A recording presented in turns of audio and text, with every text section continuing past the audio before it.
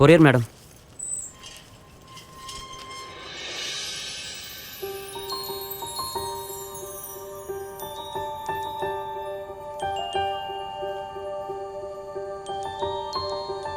Name ഇത് ഞാനാണ്.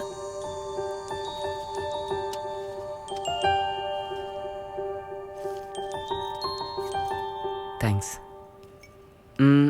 എന്താണ് നെയിമെല്ലാം പുതിയതായിട്ട്? വെറുതെ എന്ന് വെച്ചാ ആ, പ്രകൃതി എന്നർത്ഥം. ഒന്ന് ആലോചിച്ചപ്പോ എന്നെ പോലെ തോന്നി, അതുണ്ടാ.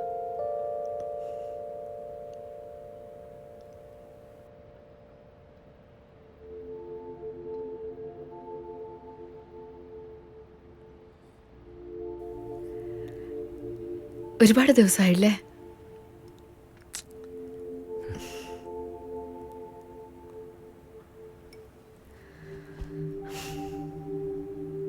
അദ്ദേഹം നിങ്ങളുടെ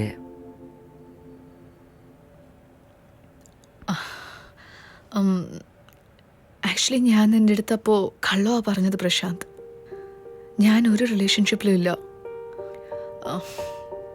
ഫ്രാങ്കായിട്ട് പറയണമെങ്കിൽ നീ എന്നെ ഒരുപാട് സ്റ്റോക്ക് ചെയ്തില്ലേ, അതെനിക്കിഷ്ടമില്ല.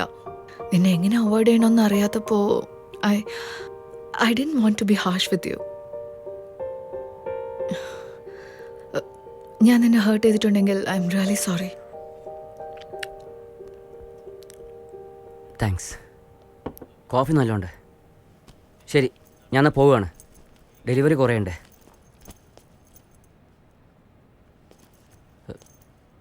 എന്തെങ്കിലും ഉണ്ടെങ്കിൽ കോൾ ചെയ്യൂ. എൻ്റെ നമ്പർ മാറ്റിയിട്ടില്ല, അതുതന്നെയാണ്.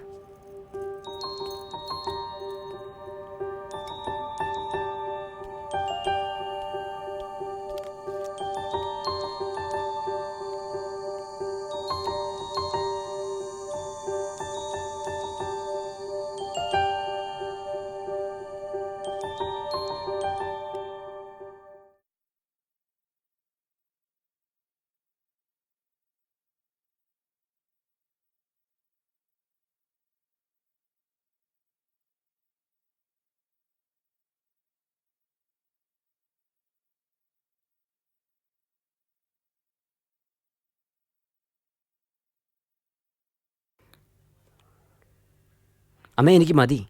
ഈ ഒരു ദോശ കഴിക്കും മോനെ. ഒരുപാട് കഴിച്ചു, മതിന്നേ.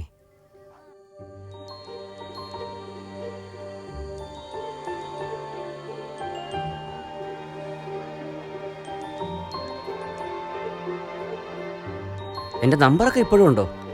ഡിലീറ്റ് ചെയ്ത് കാണുമെന്ന് വിചാരിച്ചു.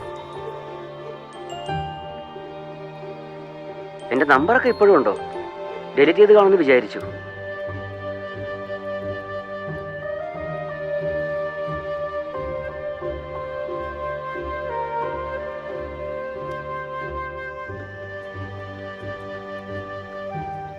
എന്താ ഡിലീറ്റ് ചെയ്യാത്തെ?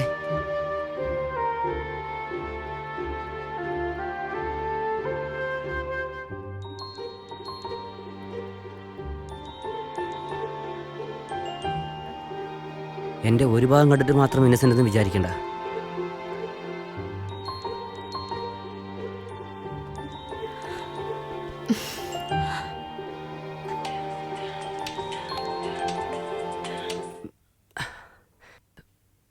ഹലോ, ഇനി ഇതൊക്കെ ഓർമ്മയുണ്ടോ?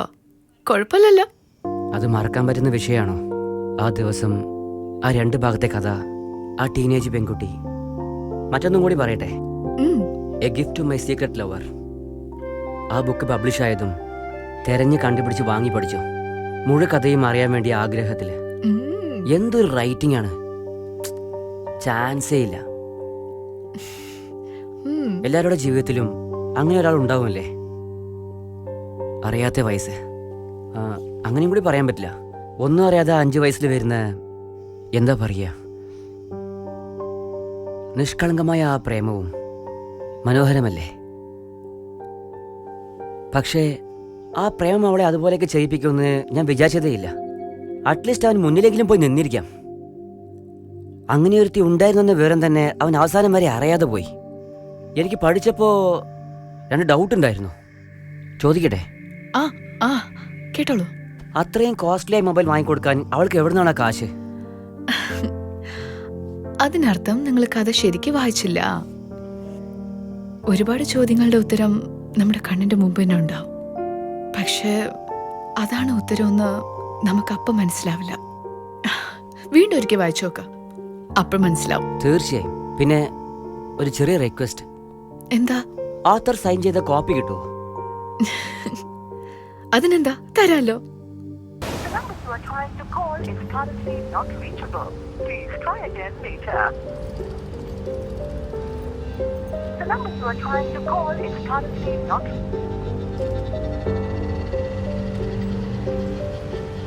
The number you are trying to call is.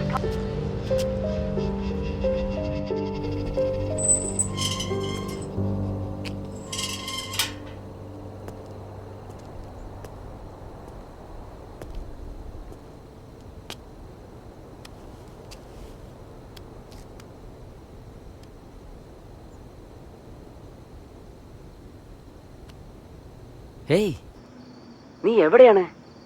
2 ദിവസമായിട്ട് കാണാനും പറ്റുന്നില്ല. ഫോൺ വിളിച്ചാൽ റീച്ചും ആവുന്നില്ല.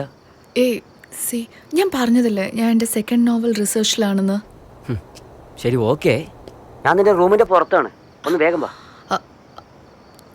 എനിക്ക് കുറച്ച് ലേറ്റ് ആവും. നീ പോയിക്കോ, നമുക്ക് നാളെ മീറ്റ് ചെയ്യാം. ഇല്ല, കുഴപ്പമില്ല, ഞാൻ വെയിറ്റ് ചെയ്യാം. നീ പറ്റുന്നോളം ഒന്ന് വേഗം വാ. ഹേ, നാളെ മീറ്റ് ചെയ്യാം. Hello hey, hello. ഹലോ.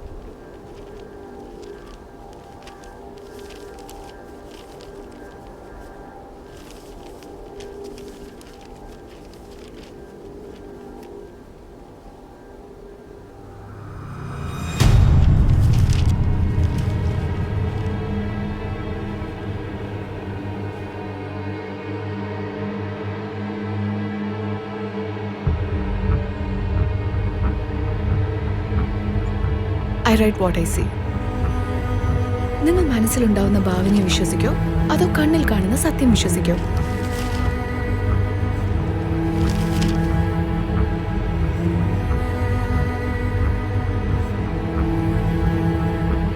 വെറുതെ ഒരു റൂമിലിരുന്ന് ആലോചിച്ച് എഴുതുമ്പോഴേ അത് വെറും വാക്കുകളായിരിക്കും. ഒരു അന്വേഷണം വേണം. അതുണ്ടെങ്കിലേ നമ്മുടെ കഥയിൽ സത്യത്തിനോടൊപ്പം ഒരു ജീവനും ഉണ്ടാവുള്ളൂ.